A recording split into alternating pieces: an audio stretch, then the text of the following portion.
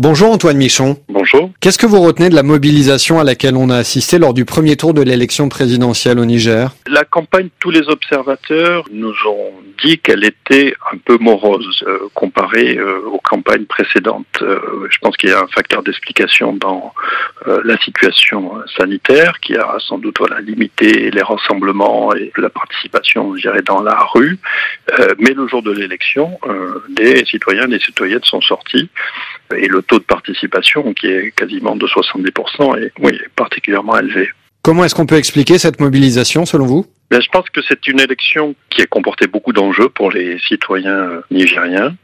C'est un renouvellement complet de la classe politique, puisqu'ils élisaient président, députés, mais aussi leurs conseillers locaux au début décembre. Et ils sont dans un contexte, on le sait, d'insécurité au Sahel, qui, je pense, ont été des enjeux importants. Mais peut-être aussi, ce que l'on a, nous, constaté, c'est qu'il y avait une forte mobilisation des jeunes, et notamment des jeunes femmes, qui s'étaient enrôlées massivement sur le fichier électoral. Il y avait 55% de femmes dans le fichier électoral et qu'on a vu participer très nombreux et très nombreuses le jour de l'élection. Est-ce que cela veut dire que l'insécurité qui sévit dans certaines régions du pays n'a pas pesé sur la mobilisation des électeurs? Ce qui était notable et très heureux, c'est qu'effectivement, il n'y a pas eu d'incident sécuritaire le jour du scrutin. Quelques jours après, malheureusement, il y a eu un très grave incident.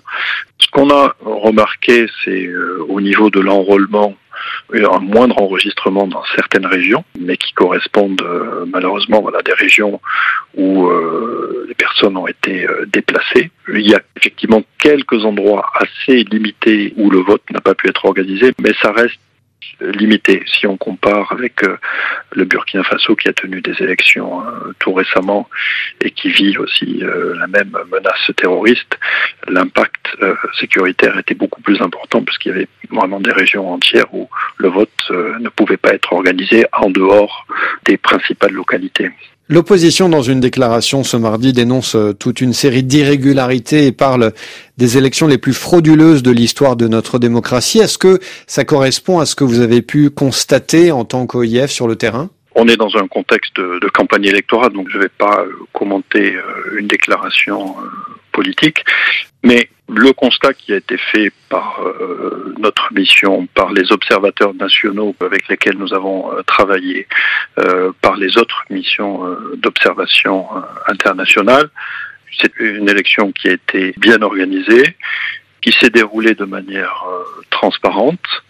Bien sûr, il y a des constats qui ont été faits, de cas d'achat de conscience, dans certains cas de bourrage des urnes, ça a été relevé par certains, mais ça reste, je pense, quelque chose de très isolé. Et je suis certain que ceux qui estiment qu'il y a eu des situations de fraude feront des recours devant la Cour constitutionnelle qui doit encore valider les résultats. Les acteurs nigériens, même s'ils contestent cette élection, restent dans le cadre légal, pas de violence, pas de débordement comme on a pu en voir en Côte d'Ivoire ou en Guinée. Comment est-ce que vous l'expliquez? Je pense qu'il y a un attachement profond des responsables politiques, des acteurs politiques, des partis et des Nigériens eux-mêmes à un règlement des différends par les voies légales et à la recherche d'un consensus politique. Et ce qui, sans doute, a joué, c'est que le processus était inclusif. Il y avait 30 candidats. Alors tout de même, Amadou n'avait pas pu se présenter, le principal opposant. Pour les raisons que vous connaissez, c'est une décision de justice qui a ensuite été confirmée par la Cour constitutionnelle. C'est un élément qui ne m'appartient pas de commenter, mais 30 candidats, ça a permis, je pense, une large participation. Ça explique ça aussi cette large mobilisation. Et aux élections législatives, il y avait plus de 100 partis. Mais tout de même, on en parlait à l'instant. Est-ce que le fait que Hama Amadou, le principal opposant, ne se présente pas, n'est pas un bémol important à la représentativité de cette élection?